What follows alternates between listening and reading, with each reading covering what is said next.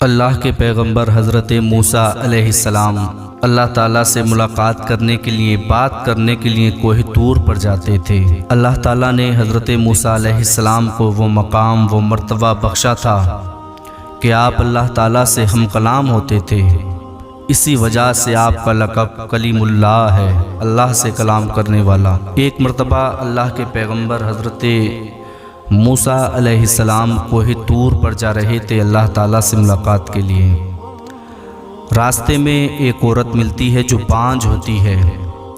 وہ اللہ کے پیغمبر کی بارگاہ میں عرض کرتی ہے، یا نبی علیہ السلام، میرے پاس کوئی اولاد نہیں ہے، آپ اتنا کرم کریں، آپ اللہ کی بارگاہ میں اللہ سے ملاقات کے لیے جا رہے ہیں، یا نبی اللہ آپ اللہ سے پوچھ کے بتائیں کہ میری قسمت میں اولاد ہے یا نہیں۔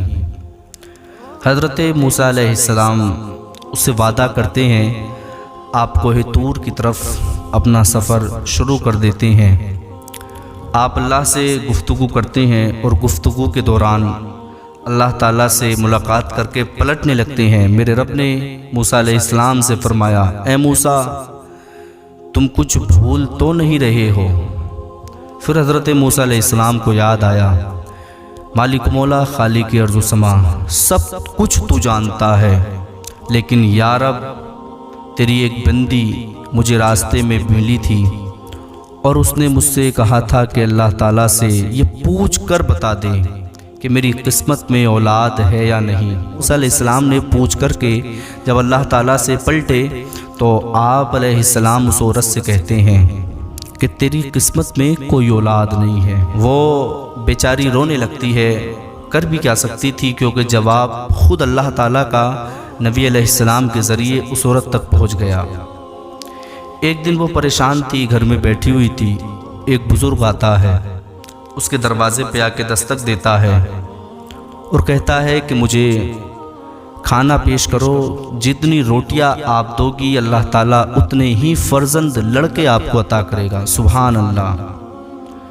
اس بزرگ کی بات سننے کے بعد وہ عورت کہیں پہ مشہور ہے 4 روٹی، کہیں پہ مشہور ہے 12 روٹی اور کہیں پہ مشہور ہے 7 روٹی، تو 7 روٹی لے کر کے وہ عورت اس فقیر کے پاس آتی ہے اور آنے کے بعد وہ فقیر کو دے دیتی ہے۔ فقیر ان 7 روٹیوں کو لیتا ہے، اللہ کی بارگاہ میں ہاتھوں کو اٹھا دیتا ہے، مالک مولا خالق ارض و سما، تیری اس بندی نے مجھ کو کھانا دیا ہے، تو اس کو ایک بیٹا عطا کر دے۔ اللہ تعالیٰ کی طرف سے آواز آتی ہے، اے میرے بندے، اس کی قسمت میں کوئی اولاد نہیں ہے۔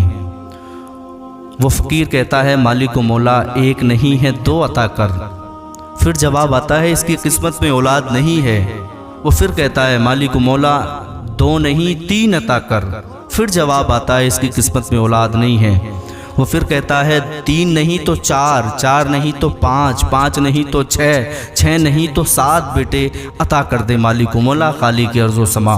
اللہ تعالیٰ کی طرف سے فوراً ندا آتی ہے، بس ہم نے تمہاری دعا کو قبول فرمایا اور اس کو 7 بیٹے عطا کر دیے۔ سبحان اللہ۔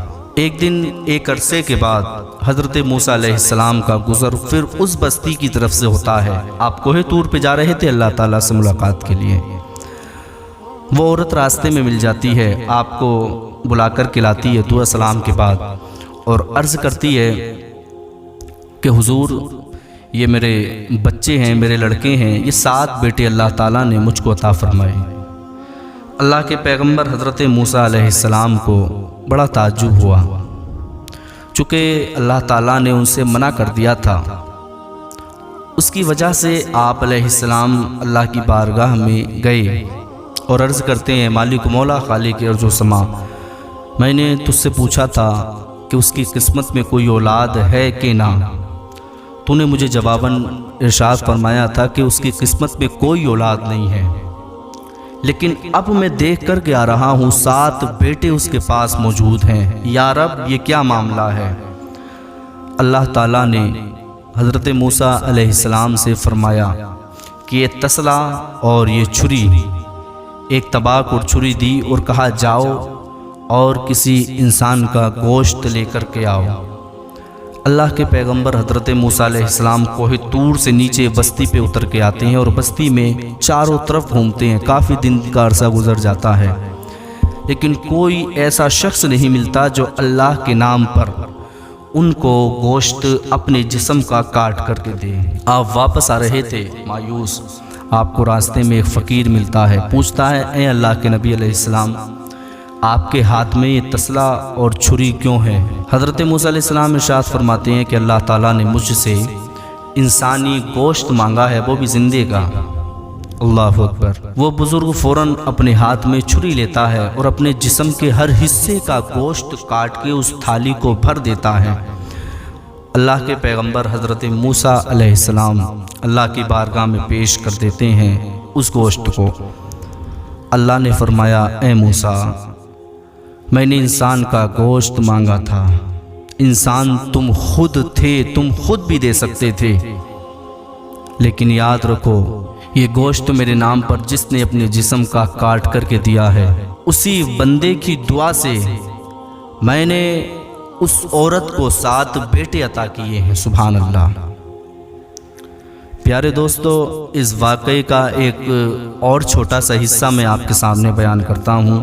اب یہاں پر عقیدے کی بات میں آپ کو بتاتا ہوں۔ جو دیوبندی اور وہابی ہیں، میں نے ایک کتاب ہے اس میں پڑھا تھا کہ ان کا عقیدہ یہ ہے کہ اللہ تعالیٰ جھوٹ بول سکتا ہے، بلکہ بولا بھی ہے۔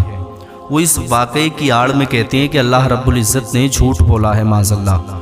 وہ پیش کیا کرتے ہیں کہ اللہ تعالیٰ نے موسیٰ علیہ السلام سے فرما دیا کہ اس کی قسمت میں اولاد نہیں ہے، لیکن اس بزرگ کی دعا سے اس عورت کو اولاد عطا فرما دی، اس لیے اللہ تعالیٰ نے جھوٹ بولا، معاذ اللہ۔